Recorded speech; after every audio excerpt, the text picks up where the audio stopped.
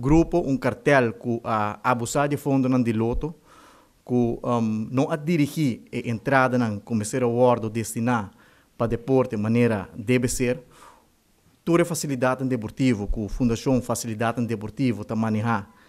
está de mal estado, nos dois estadios caminho nos organizar o Wegenan Internacional de Futebol,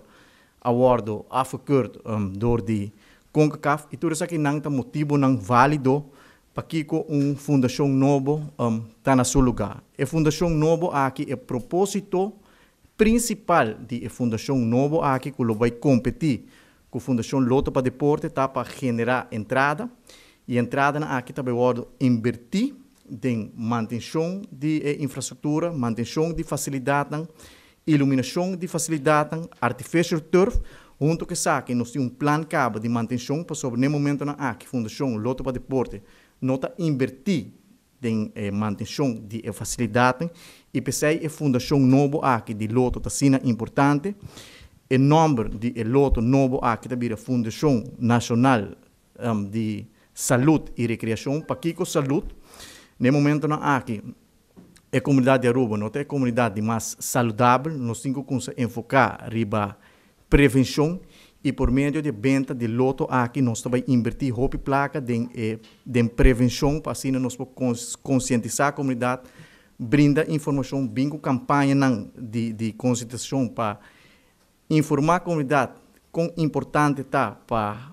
prevenção de saúde, para comer saudável, para viver saudável, para fazer exercício e a parte de recreação, aí nós também temos deporte e também cultura e maneira mais a parte de deporte também está mais bem para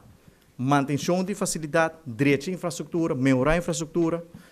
tem iluminação e também artificial turf e tem outro propósito que a Fundação Loto para Deporte, Fundação Loto para Deporte genera entrada na que está agora traspassar para a Stichting Sport Subsidie Aruba e Stichting Sport Subsidie Aruba está repartir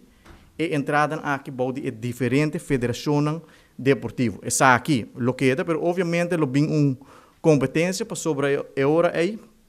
nossa comunidade também tem escolhência de escolher entre